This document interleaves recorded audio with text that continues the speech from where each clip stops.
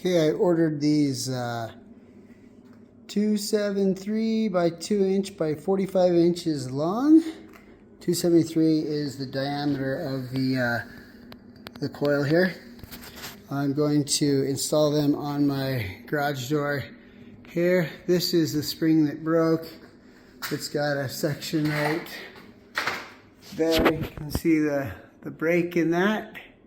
I've disconnected them in the middle. Okay, here's something I thought might be helpful. I installed this C-clamp right here, right there, to hold the bar so that I can uninstall it from the sides. So I'm going to have to remove these drums. And when I do that, the only part that would be holding the weight of these springs and on both sides would be the drum here on this other side. So I didn't want to, that drum right there, I didn't want to put all the weight on that and have the bar get a bend in it or something. So I attached this C-clamp here to give it some support there in the middle. So just as I expected, I pulled the bar from this, I slid it this way on this other side here, pulled it through that, pushing this way to release the spring on this opposite side. And thankfully this clamp here was installed, because doing this by myself, you can see that the weight of this spring here is bending the bar, which could have been a lot more interesting were it not being held by that. So I was able to pull the drum off. Just a little pointer. The drum has little screws that go in these holes. If you take those out all the way, it's a lot easier to slide this off the bar, because where it presses on, it kind of misshapens. You can see that very well. It makes little spots that are not perfectly round. Makes it a little harder to slide through these holes.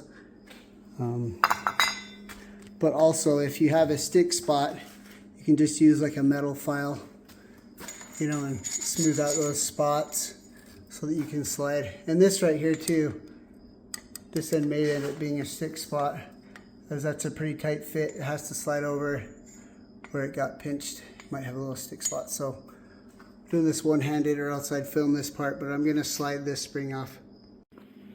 So paying attention now, this is the spring I just uninstalled. You can see that it broke. So of note, pay attention, right wind, and so I need to grab the one that says right. This will go there. So do them one at a time. If you get that backwards, you're gonna have to undo a lot of hard work. So pay special attention to which side you're putting these on.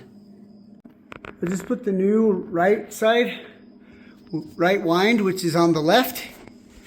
When I slid it over the pipe here. When I got to the end piece, it was kind of hard to line up this inner pipe with the small little hole.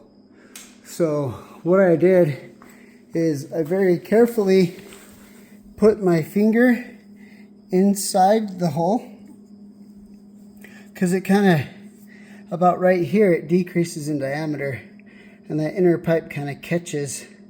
So I very carefully, with these, you know, these nuts, these bolts backed off all the way so they didn't impede that pipe. I put my finger in, put it inside that hole, and I was able to guide it very carefully and get that pipe to come back out the other side. Now that I have both of the springs up in place, I'm just putting the hardware back with it. These screws actually did not come with these springs. They were already installed on my previous set of springs. So if you don't have these, you might want to be sure you get some. And so you have these slots that you match up the holes on the springs with, and then put the bolt through and nut the end. So slide it back right in through there. You'll want to go ahead and put a vice grip on this bar before you start reattaching the drums here, so that it kind of keeps it all. You can make sure that you've got it all lined up. You'll use the wall behind you as like a firm starting spot, you know, so you'll be sure to get these wheels on in the same on both of the sides of the door. That's really important to have these drums exactly the same. So this is how you make sure that happens. Put this on here so that you don't rotate past that point. I'm now getting ready to reinstall the cable. Just want to make note that it goes behind this wheel, and then it will attach into this little spot here. And this will rotate before you attach it on. So just a little note, there's a little track that runs right here. You want that to go right into. And then it will roll just right. Okay, there's the other side. Alright, so I put the cable in, then I rotated it as far as I could with my other hand. While I held this with this hand, I put these in and just tightened them as much as I could with my hand, keeping this nice and tight. And then I got my little wrench and just put it on here and snugged it up. One thing I've noticed about these little bolts is they do misshapen as you tighten them up. They'll put a dent in this bar, which can really make it a nightmare later when you try to slide it in and out of these fittings here. So as much as you can, make sure it's nice and tight, but not overly tight to the point that you're taking the roundness out of this tube here. So next up, go to the ends and start to wind. I am leaving the vice grip installed there to keep this from turning, so it's not rotating. If I didn't have the vice grip in there, I'd have slop. So now I'll go to these and start winding. Word of safety here as you begin to prepare to wind.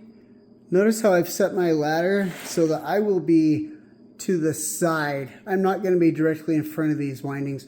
I will be to the side. I'm going to stand on my ladder, face it this way, so I'll be to this side of that winding place, just in case anything crazy happens. Don't want to be in the middle of it. So I'm to the side of the winding location. So just to show how it works. So you'll put your winding stick in the bottom, make sure it's all the way in, push up, that's one, switch hands, two, three,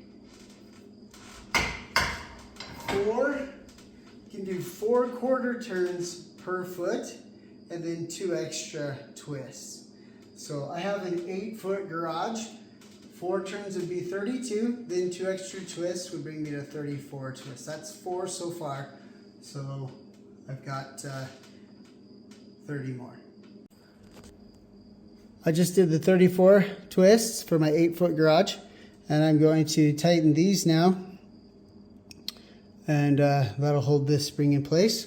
Then I'll go to the other side and do that one. Buying these springs and installing them myself wasn't too bad. It took me a couple hours, if that. The thing I love about it though is it saved me hundreds of dollars to buy these and put them in. And it wasn't terrible. Hopefully this video was helpful to you. And if you're thinking about doing this, it's very doable.